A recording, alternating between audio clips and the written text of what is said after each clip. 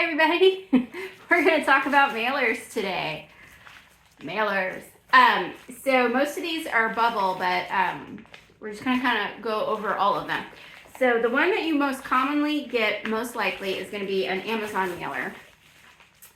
And this can go to a store, plastic bag, drop off for recycling. It can go in there, and it does have the how-to label, drop off with plastic bags. What you're going to want to remember to do is to cut off the paper labels that are on here. Okay, sometimes you can pull off these little small rectangles easily, but I have never been able to pull off one of the big white paper mailer stickers. So I just cut this off. So I just cut this section out. I throw this in the trash can, and then this can go to any store drop off that takes plastic bags. So that's like Walmart, Target, Home Depot, I think Lowe's, Sprouts, Central Market, H-E-B if you're in Texas. So just if you have a bag station, but most everybody has access to a Walmart or a Target where they definitely do take these. Plastic bag stations are usually at the front of the store. If it's not by like the cart area, it might be like right inside the doors. So just check on that. So that's if it's plastic outside with a bubble on the inside. So next one is going to be one of these paper guys. Originally, one of our vendors in Austin would not take these because there was too much glue in these little white dots as padding. So you're just going to want to check with your local recycler on these glue dots and these Amazon paper mailers.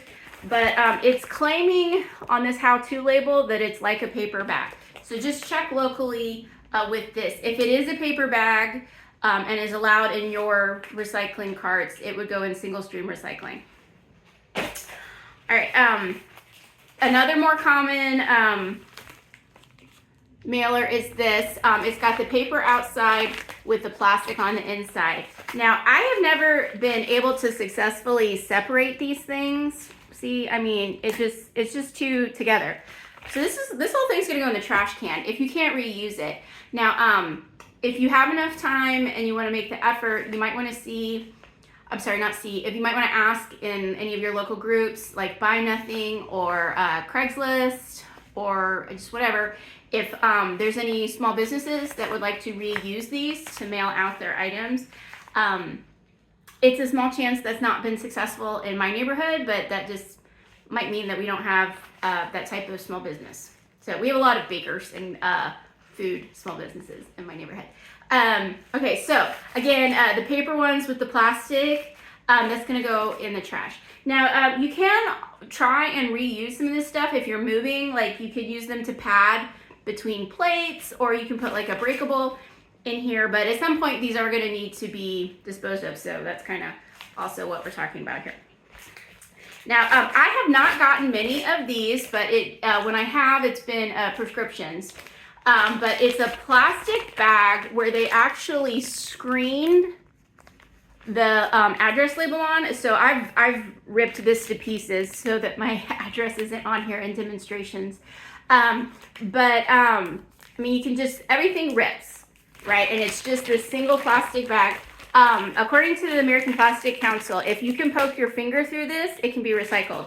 So this can go into a plastic bag store drop-off station. And then just because I like to have it for comparison, and I did drop it, so give me a second. Boop. This is my favorite type of mailer.